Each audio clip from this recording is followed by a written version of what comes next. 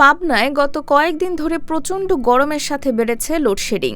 দিনে রাতে কয়েকবার করে বিদ্যুতের আসা যাওয়ার মাঝে অতিষ্ঠ সাধারণ মানুষ। একদিকে ভ্যাপসা গরম ও অন্যদিকে লোডশেডিংয়ের যন্ত্রণায় ভোগান্তির শেষ নেই। শিশু বৃদ্ধদের নিয়ে বিপাকে পড়েছে স্বজনরা। ব্যবসা বাণিজ্যে নেমে এসেছে স্থবিরতা। আসন্ন পরীক্ষা নিয়েও বিপাকের শিক্ষার্থী অভিভাবকরা। ভুক্তভোগীরা জানান, দিনে 4 থেকে 5 বার ও রাতে 3 থেকে 4 বার করে লোডশেডিং দিচ্ছে স্থানীয় বিদ্যুৎ বিভাগ। শহরের চেয়ে গ্রামে বেশি লোডশেডিং চলছে। খেতে ঘুমাতে গিয়ে বিদ্যুতের অভাবে আর গরমে ভোগান্তির শেষ নেই। ব্যবসা বাণিজ্যে স্থবিরতা নেমে এসেছে। ব্যবসায়ীরা জানান, ক্রেতা দোকানে এসে যদি দেখে বিদ্যুৎ নেই তখনই উঠে চলে যায়। বেচাকেনাও কমে গেছে। দিনে কমপক্ষে 4-5 বার করে বিদ্যুৎ চলে যায়। ঠিকমতো ব্যবসা করতে পারছেন না তারা। কারেন্ট চলে গেলে গরম লাগা, একটা টেনশন, পেরেশানি, বিভিন্ন সমস্যা আছে। কোন সমস্যার কথা বলবো? বাড়িদের কথা তো বলার জন্য নেই।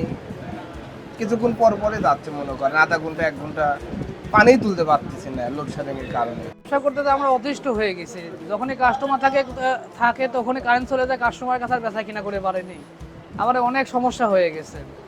সারাদিন পর 2-1টা যদি বা কাস্টমার পাই, আর এই লোডশেডিং এর জন্য সেই কাস্টমারটার কাছে বেশি পাই না, কাস্টমার চলে যায়। আমার বিশাল ক্ষতি হচ্ছে ব্যবসায়। কাস্টমার দাঁড়াতে পারছে না দোকানে। একই কথা বলতেছে, ভাই বিদ্যুৎ আসুক তারপরে কেনাকাটা করি, এত গরমে থাকা যাচ্ছে না। দিনে 4 বার 3 বার তো মিনিমাম, রাত্রে তো বলবোই না, সারা রাতে ঘুমিয়ে পারি না। একদিকে গরম, আরেকদিকে লোডশেডিংয়ের যন্ত্রণায় অতিষ্ঠ সাধারণ মানুষ। এমন অবস্থায় আসন্ন এসএসসি ও এইচএসসি পরীক্ষার্থীদের সীমাহীন কষ্ট পোহাতে হচ্ছে। ব্যাহত হচ্ছে তাদের লেখাপড়া। বিদ্যুৎ থাকিচ্ছে না, বাচ্চাদের পড়াশোনার সমস্যা। অল্প আলোতে চোখে পড়ে না, পড়তে চায় না। কারেন্ট থাকে না, ফ্যান নাই, বাতাসের কারণে ছেলেপিলে কষ্ট পায়। গরমে খুব করে, পড়তেই চায় না। গরমে পড়ালেখা তাদের খুব সমস্যা। এই কারেন্টের জন্য লেখাপড়া পিছিয়ে যাচ্ছে বা পড়া ঠিক মতো দিতে পারতেছে না। এত কারেন্ট ডিস্টার্ব করলে কি ছেলেপিলে পড়তে পারে? আমাদের পড়াশোনার খুবই কষ্ট হয়। ফ্যান বন্ধ হয়ে গিয়ে আমরা ঘেমে যাই। পড়াশোনা করতে খুবই কষ্ট হয়। অল্প আলোতে চোখে দেখতে পারি না। আমাদের এই জন্যই পড়াশোনার পিছায় যাচ্ছে। আমরা স্কুলে পড়া দিতে পারছি না, বাড়িতে পড়াশোনা করতে পারছি না কারেন্ট চলে যাওয়ার কারণে। আমাদের এই যে বিদ্যুৎ থাকে না, আমাদের পড়াশোনা করতে খুব কষ্ট হয়, চোখের সমস্যা হয় আর কি। তারপরে চোখে গরম লাগে, গরমে সব শরীর ঘেমে পড়ার অসুবিধা হয় খুব। সবার চিন্তা করে বিদ্যুৎ সমস্যার বিষয়টি কর্তৃপক্ষের গুরুত্বের সাথে নিয়ে লোডশেডিং কমিয়ে আনা উচিত বলে দাবি ভুক্তভোগীদের। তো আপনার এই লোডশেডিংটা একটু কমায় দেওয়া লাগবে। দিল্লি পরে ছেলেমেয়ের পরীক্ষার সামনে লেখাপড়াটা একটু ভালোভাবে করতে পারবে, আমরা এটাই আশা করতে চাই। বাচ্চা কাচ্চাদের অসুবিধা, গরিব মানুষের যারা বাড়ি ধরো এসি মেসি নাই, তাদের সেই গরম। আর আমরা তো টিনের ঘরে থাকি, শুতেও পারি না।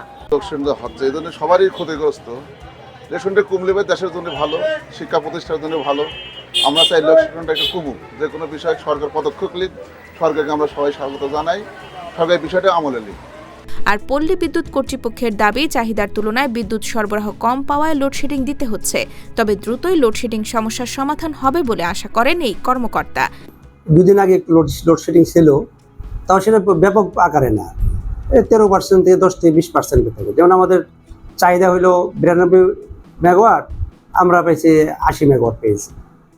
এরকম 10 থেকে 15% লোডশেড থাকে। যেটা থাকে, যে লোডশেডটা পাই আমরা একটা শিডিউল করে নিয়েছি। আমরা পর্যায়ক্রমে সবগুলি এলাকাতেই আমরা সমহারে বন্টন করে আমরা এটাকে কভার করে নিচ্ছি আর কি।